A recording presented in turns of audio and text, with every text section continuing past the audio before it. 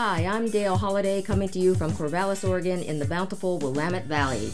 Welcome to my show, Valley Views, a forum for sharing relevant topics relating to people and issues in the Willamette region. Hi folks, welcome back to the show. This is part 2 of a conversation I'm having with Faith Reidenbach about her becoming aware of racial politics and racial justice issues. So thanks a lot, Faith, for coming back. Thanks for having me again. Well, in the last show, you were talking about, your earlier years and your formative years and starting to learn about race or see things that you didn't really see before as a white woman and then engaging with black people and hearing things and seeing things you hadn't seen or heard before. So, and when we ended the last part, you were talking about a mentor, a black lesbian woman that you had met that told you to learn more about blackness. Essentially, I'm paraphrasing, to learn more about blackness. You needed to start learning about whiteness, about your whiteness. So how, and read about it. So how did you start reading about whiteness and what did it teach you? Well, I was prompted by the Trayvon Martin incident, his death. Mm-hmm. Because I had no words to talk about that. Even though I had spent 20 years reading books by people of color, books by immigrants, books about racism, sociological type nonfiction. Yes. But I had no words to talk about him. I had no analysis. Like, you might remember, right after he was killed, there were things like, well, he was smoking marijuana. He had pictures of that on his phone. He had a picture of a handgun on his phone. Right. Well, George Zimmerman, he's a person of color too. Like that meant anything. All the stuff, yeah. All the deflecting. Yeah, just the denial, the deflecting, yes. But I didn't even have that word. Mm-hmm. I didn't know how to talk about it, and I didn't know who was safe to talk about it. By that time, I lived in Corvallis. Uh-huh. Although I don't think it would have mattered. I think that was true for white people a lot of places. Oh, absolutely. I would agree with you on that one. Absolutely. So I just sat with that for a couple of years. Mm-hmm. Then I happened to see a brand new book mentioned called Waking Up White. And it's by a woman, very wealthy woman, or used to be, who grew up in Boston. And white woman. And it's her memoir of how she became a racial justice educator. Right. And it's not the best book in the world. It meanders, and it's hard to get past her class background. Uh-huh. But she talked about being white. And that was different from my reading. Now, people like Tim Wise had been publishing about that for years. I just hadn't read him yet. Right. And there's a book called Uprooting Racism, How White People Can Work for Racial Justice, that's now in its 4th edition. It had been around, but I hadn't encountered that yet either. So she ends up talking about white people educating each other and talking to each other, and this is an important part of being an ally to people of color. So, and at the end of every chapter, there's questions for discussion. I thought, by golly, I'm going to start a study group. And we're going to talk about this book. And there's 8 sections of it. So I thought, we'll have 8 weeks. I put up flyers. Okay. Yeah. 8 weeks study group. Okay. So how'd you get this group together? I put up flyers at the library and some of the liberal churches. And I... in my mind, I said that the limit would be 12 people, or maybe 13 with me. Right. And I had 12 people respond. Now, they didn't all stick with it. In the end, there were 8 of us. And amazingly, I've done this group 3 times, and there were always 8 people. 8, magic number. Okay, all right. There you go. So anyway, the first time we met, which was at the North Co-op here in town, I said, here's what we do if someone comes in with a gun. I was that scared. Wow. Now, who was going to come in with a gun? I guess angry white people, I guess, yeah. Hey, it has happened. It has been known to happen. So, yeah, that was good planning, actually, I guess. It was 2014. It was well before the white nationalists crawled back out of it. Yeah, they're rock, yeah. But anyway, I just had the sense it was a really dangerous thing to do, and no one laughed at me. They were kind. Yeah. But so we had this 8-week discussion, and I noticed that people who are younger than I am, like in their 30s, are experienced at talking about race, and people who are more my age or even a little younger are not experienced, because now in college classes people are talking. Right. So at least they know the language. Yeah. Yes, even if okay. Even if not the concepts really well, but yeah.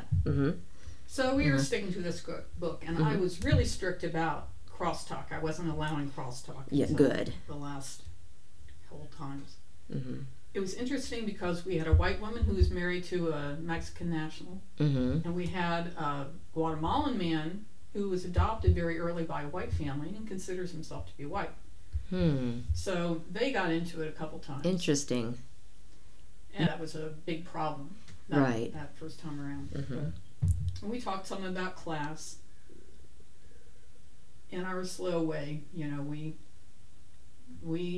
got down to we got to know each other really well, and trust each other, I would say, to a fairly large extent over that period of time.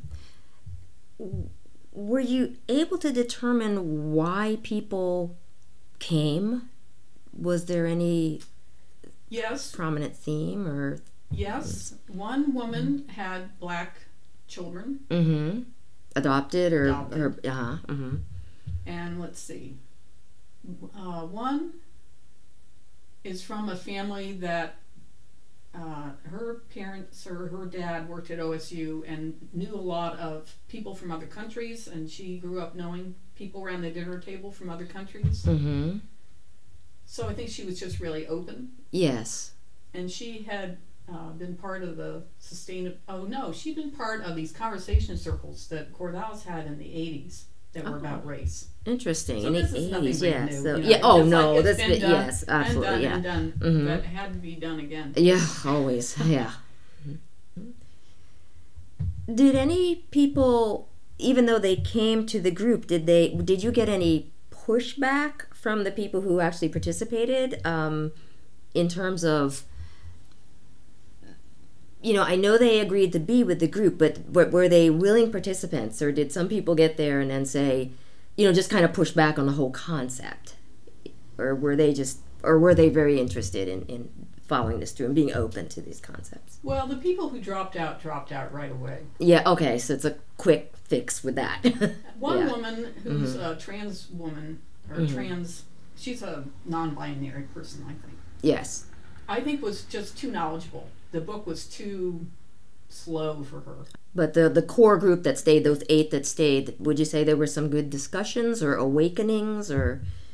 Well, yes, on my part for sure. It's hard to tell about the other people. Yeah. But here's what told the tale, I think. Okay. We ended right about the time that the Ferguson uprising started. Oh boy. That Michael Brown was killed. Yes. Left in the street 4 hours. Yes. And his community wasn't having that. Right. And the Black Lives Matter movement started. Yeah.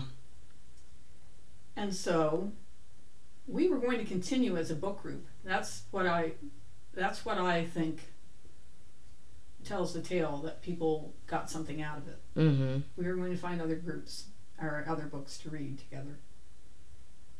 But people were looking around at this, and this made news in a way that Trayvon Martin hadn't. You couldn't avoid it. Yeah. And people wanted to do something. People in this group, and white people more generally, I've seen after every crisis that's followed.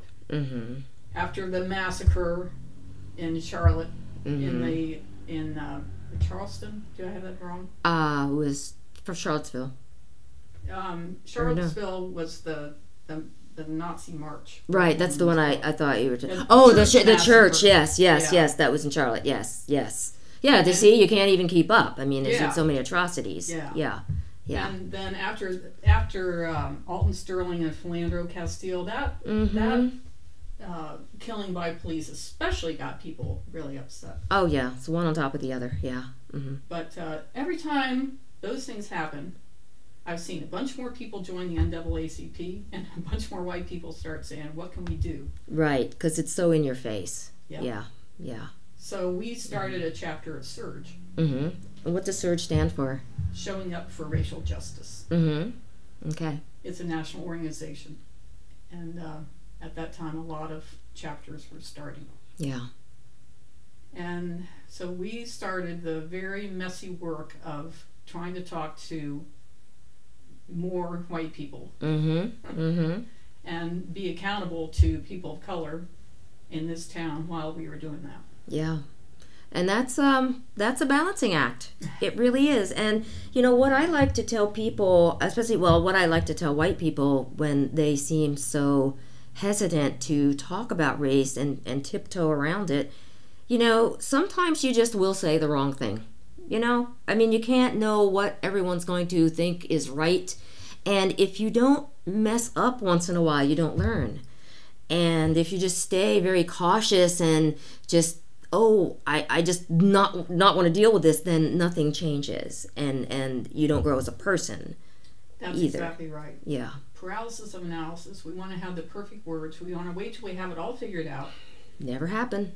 And plus, we were taught, even in my generation, and it got worse since then, we were taught not to see race. Yeah. Everybody's the same.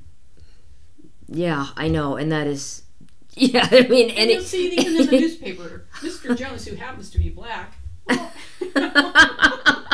there's a lot between that just happens to and black. There's a lot that happens between those words in life, you know. So yeah, and there's just so many, and I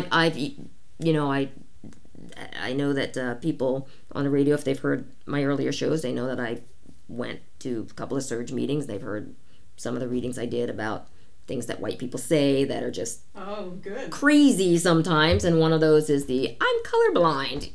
Right. They mean it well, but it's if you're colorblind, you don't see me. You don't see my life. You don't see what's going on. You know, we're not all the same. So, society doesn't treat us the same. Society's not colorblind. So, yeah. Well, we're kind of reaching an end of this show here, but in the final moments, if someone, a white person out there, wanted to learn more about how do we learn more? I mean, you've already talked about some books. You've referenced some good books. You've referenced SURGE. I don't know if there's any other thing you might recommend. An amazing white woman here in Corvallis put together a resource list for people who want to learn more. Uh-huh. For white people mainly. Mm-hmm. And it's on our website, Corvallis SURGE, mm-hmm. SURJ, mm-hmm. .org. Mm-hmm. It's under the tab called One-to-One, because we have a one-to-one educational program where nice. People can partner up and they can be just as ignorant and make dumb mistakes and ask stupid questions. Kind of in a safe environment. In a safe environment. Nice. Beautiful. Well, there you have it, folks. Thank you so much, Faith, for being with us today. Thank you again. And Dale. keep up the good works. Yes, it's been a pleasure. Keep the faith. You've been listening to Valley Views. I'm your host, Dale Holliday, and I'd love to hear from you. Comments, questions, ideas for future topics, or other matters you would like explored. Email me at valleyviews@kboo.org. That's VALLEYVIEWS@kboo.org. Special thanks to Chad Howard from Corvallis Access Media for his technical assistance and support. I look forward to being with you again next time. And remember, as Doctor Who once said, I'm not in charge, but I'm full of ideas. Bye!